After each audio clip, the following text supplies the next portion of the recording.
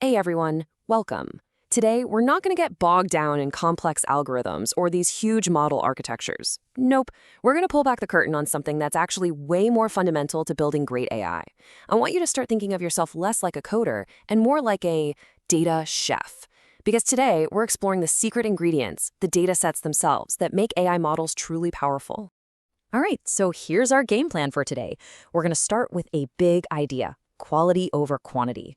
Then we'll cover where to find your data, how to create it from scratch if you need to, the art of cleaning it up, and finally, why duplicates can be a total disaster for your models. Okay, first things first, we've got to tackle one of the biggest myths in the AI world, the idea that more data is always better. Turns out it's not quite that simple. So let me ask you, what do you think is the real fuel for a powerful AI? Is it just having a gigantic, sprawling data set? Or is it about having the right data? Well, the evidence is pretty clear. Check this out. A study from 2023 looked into this exact question. They trained models on different kinds of datasets. First up, you see the model trained on low quality but diverse data. Performance is, meh. Then they tried high quality data that wasn't very diverse. And again, pretty limited. But look at that last bar. When the data was both high quality and diverse, performance just shot through the roof. The takeaway here is huge. You need both. It's that 1-2 punch of quality and diversity that really makes the difference. All right, so that brings us to our first practical step. You're a data chef now, right? And every great chef knows you have to source the best ingredients. So where do you actually go to find these high-quality data sets for your projects? Here are some of the absolute best places to start looking.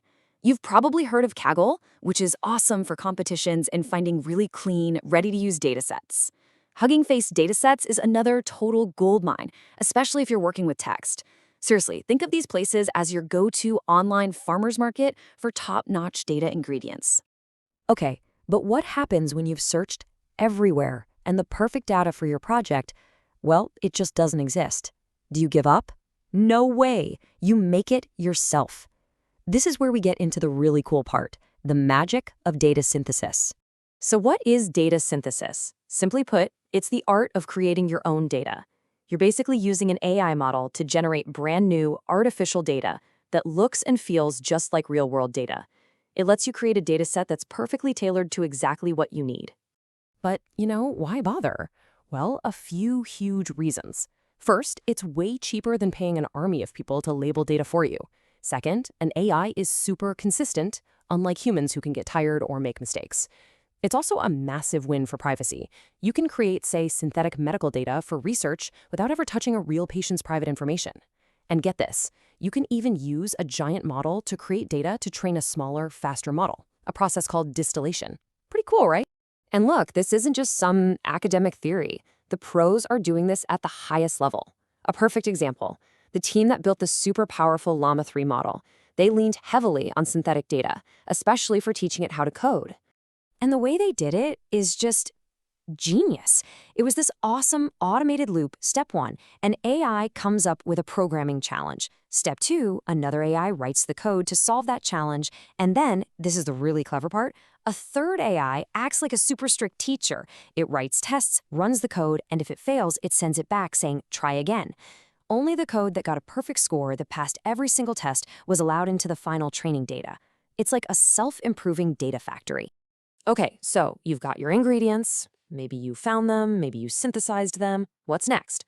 Well, just like any good chef, you've got to wash your vegetables, right? You need to clean and prepare your data. This is all about the art of filtering. And this really just means getting rid of all the junk. You can use AI to automatically spot examples that are off topic and just toss them out. You can use something called anomaly detection to find weird outliers that just don't fit. Or you can even use simple rules, which we call heuristics, to filter out stuff that's maybe way too short, way too long, or just empty. All right, let's talk about our final step. And honestly, this is one of the most critical cleaning steps that I see people mess up all the time. It's a costly mistake, not getting rid of your duplicate data. At first glance, this might seem totally harmless. You look at a table like this, you see a few repeated rows, what's the big deal? You might even think, hey, I'm just reinforcing the right answer, right? Wrong. It turns out the impact this has on your model can be absolutely devastating. No, seriously, check this out. It's wild. A study found that repeating just 0.1% of your data 100 times can make an 800 million parameter model perform like a 400 million parameter one. Think about that. You are literally cutting your model's brain power in half. That's why getting rid of duplicates, we call it deduplication, is absolutely non-negotiable if you want a high-performing model. So it all comes back to this. The future of AI isn't just about who can build the biggest model. It's about who can be the smartest data chef. Your real power as a developer comes just as much from your skill in curating, cleaning, and crafting your data as it does from writing fancy code. So I'll leave you with this question for the next time you start a project. Where are you going to put your energy? Are you going to spend all your time tweaking the algorithm, or are you going to invest that time in being a great data chef and engineering the perfect data set that fuels it?